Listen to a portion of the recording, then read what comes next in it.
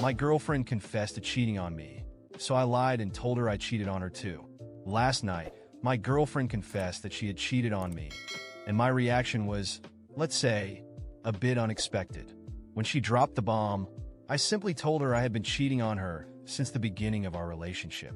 Of course, it was a lie, but I needed to see how she would react. I already had my suspicions that something was wrong. Over the past few months, she had started acting weird, staying out late, seeming distant, and, that gut feeling you get when something's not right? Yeah, that. But I never confronted her directly because, honestly, I didn't have any proof, and I didn't want to come off as paranoid. So, when she finally decided to confess, telling me she had cheated, I just stood there, looking at her, thinking about what I was going to say. That's when the idea hit me. I looked her straight in the eyes and said, "Funny you say that, because I've been cheating on you since the beginning of our relationship." The silence that followed was delightful. She was completely stunned. After a few seconds, stuttering, she asked, "What do you mean? With who?" I made it up on the spot. I told her I'd been sleeping with another woman consistently, that it was something casual but had happened several times. She lost it. Seriously, it looked like she was about to explode. She started yelling, saying I was a jerk, that she couldn't believe I had done that. She tried to justify what she had done, saying it was only once and that she was drunk, as if that somehow erased what happened. I just stared at her, thinking, the audacity of this woman is unbelievable. She was accusing me while she had done exactly the same thing. It was almost comical. Things escalated. She started pacing around the house, gesturing like she was about to do something impulsive like breaking something or even slashing my car tires. Luckily, she didn't go that far. She just kept yelling and demanding to know who the other woman was. Obviously, I didn't have a name to give her, so I just said, "That doesn't matter now. What matters is that our relationship is over." She was in shock. "You're breaking up with me over something you did too," she shouted. I laughed. "I only said that to see how you'd react. And look at you. But yes, I'm breaking up with you. Because unlike you, I don't need to make up excuses to justify what I do." She turned red with anger, and I knew I had crossed a line. But honestly, I don't regret it. I grabbed her stuff, packed it into a bag, and told her to leave. After a lot of yelling and one last "you'll never find anyone better than me," she finally left. After that, I called my friends and invited them over for a barbecue. They showed up with beer, and the night ended up being way better than I expected. I told them the story, and we all had a good laugh. It was funny because even though the situation had been a mess, I felt like I came out on top. In the end, I don't know if she deserved me lying to her, but honestly, after everything, it was satisfying to see her reaction.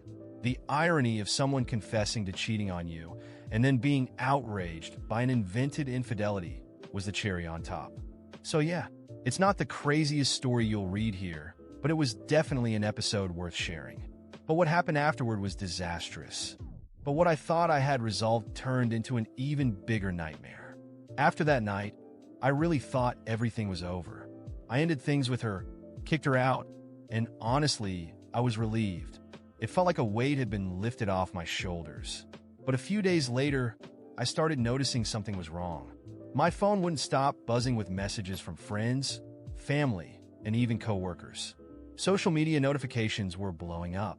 When I finally opened the messages, I realized my ex had launched a personal campaign against me. She had told everyone that I had been cheating on her for years. That's right, the lie I used to confront her was now being used as a weapon against me. She didn't mention that she had cheated first or that the whole situation started with her confession. Instead, she positioned herself as the perfect victim. She said I was a cold manipulator, a jerk who made her believe in a relationship while I was seeing another woman behind her back. And to make things worse, she didn't stop there. She made a video crying, her voice trembling, saying that she had discovered my betrayal and was devastated. Her story was so well crafted that it made everything feel surreal. She talked about how deeply she had loved me, how she had given everything for me, and how I destroyed her life with my lies. The video started circulating quickly. Mutual friends shared it, and soon my relatives began to see it. I didn't know where to hide. My mom called me, and it wasn't a friendly conversation. She was furious. asking how I could do that to such a good woman like my ex. My aunt, who barely speaks to me under normal circumstances, sent me a long message about how values these days are ruining relationships. Even my boss heard about it. He called me in for a talk, not directly about the video, but he made it clear he had heard rumors about my behavior. It was humiliating. I tried to defend myself. I explained to my family that it was all lies, that she was twisting the situation to get revenge. But no one wanted to listen. She had been so convincing that, to many, I was the villain. Even close friends started avoiding me. It felt like I was living a nightmare where everyone believed a version of the story that had nothing to do with the truth. The worst part? She managed to manipulate even the smallest details. In the video, she mentioned places where I had supposedly taken this other woman, places where we had actually gone together. She used our happy moments as proof of my infidelity. It was a mix of anger and frustration that I couldn't even process properly. The cherry on top was when she showed up at my parents' house. That's right, she had the nerve to go there, crying, asking for help to overcome what I had done to her. My mom, of course, completely believed her. She even took a picture hugging my ex and posted it on Facebook with the caption, "There's always room for forgiveness." I wanted to scream. In the middle of all this, I tried to confront her. I sent her messages, called her, but she completely ignored me. It seemed like her only goal was to ruin my reputation, and honestly, she was succeeding. I even thought about posting my side of the story, but honestly, who would believe me? Her narrative had already spread, and anything I said would just sound like an excuse. Weeks passed, and the damage was done. I had to block several people on social media because they wouldn't stop sending me messages calling me a monster. A few close friends who still believed me told me to let it go, that the truth would eventually come out. But deep down, I knew it wasn't that simple.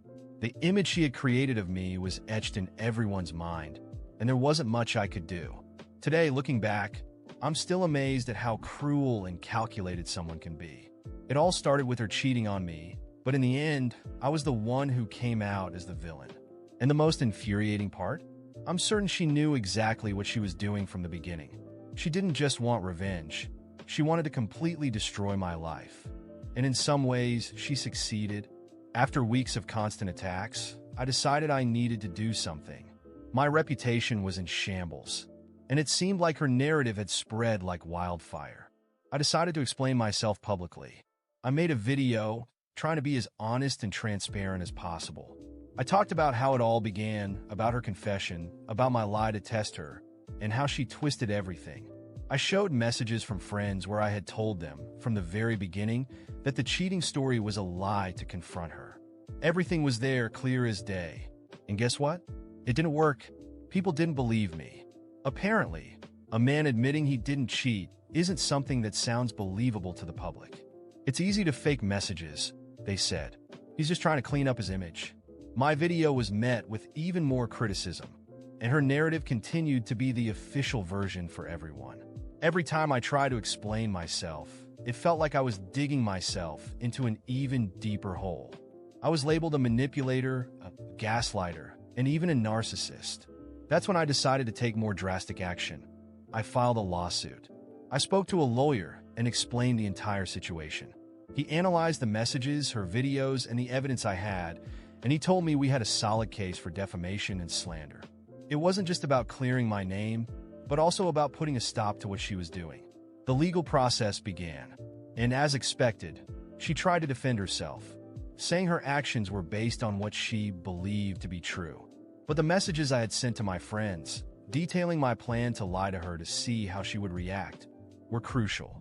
I showed the dates, the timestamps, everything aligned with what had happened. My lawyer was impeccable in dismantling each of her arguments. In the end, the judge ruled in my favor. She was ordered to remove all the videos and posts she had made about me on social media and to pay damages for emotional distress. For a moment, I thought I had finally won. I thought that with this, people would see the truth. But that's not what happened. Even with the court victory, the public seemed inclined to keep believing her. Of course he won. He manipulated everything, I read in some comments. She probably took everything down because she was threatened, others said. It didn't matter how much evidence I presented or how many times the judge confirmed that I was in the right. The public had already chosen a side, and it wasn't mine. After that, she made one last post saying she was taking everything down due to a court order and that it was a victory for manipulators. Even though she was forced to comply with the ruling, she managed to turn it into yet another veiled attack against me. My name was still tied to everything she had said, and now, in addition to being a cheater, I was seen as someone who used the system to silence a woman. Gradually, I realized that fighting against this only made me seem guiltier in the eyes of others. My social life fell apart. Some friends completely distanced themselves. Others treated me coldly, as if they didn't know what to believe anymore. Even my family, who had initially supported me after the trial, began to look at me with a certain discomfort. It was as if I had been branded, and nothing I said or did was enough to change that. In the end, I decided to stop fighting. I simply accepted that, for many people, I would always be the villain of the story, regardless of the truth. I stopped trying to explain myself, blocked comments on social media, and disconnected from everything for a while. It wasn't fair, and it ate away at me inside, but I realized I couldn't live my life trying to prove something to people who had already decided not to listen. Today, I've moved on. I still carry the scars of that experience, and some people still whisper when they see me. But I've learned to live with it. The truth doesn't always win, and sometimes the best thing you can do is find your own peace, even when the world seems determined to condemn you. Over time, people began to stop talking about the whole situation. That's how it works, isn't it? A scandal captures everyone's attention for a while, but eventually, something new comes along to distract them. I carried on with my life, focusing on work, my hobbies, and most importantly, rebuilding my peace. There were still suspicious looks and occasional whispers, but it wasn't as intense as it had been before. Then months later, everything changed. I was at home, enjoying a quiet Saturday, when a friend sent me a message. "Have you seen this?" He included a link to a post that was going viral.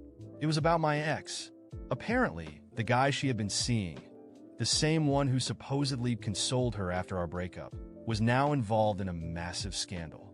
He had cheated on her with several other women, and to make things worse, it all became public. Screenshots of conversations, photos, videos, everything started circulating on social media. Her name was everywhere because people began connecting the dots and realizing she had left our relationship for a guy who clearly wasn't worth it.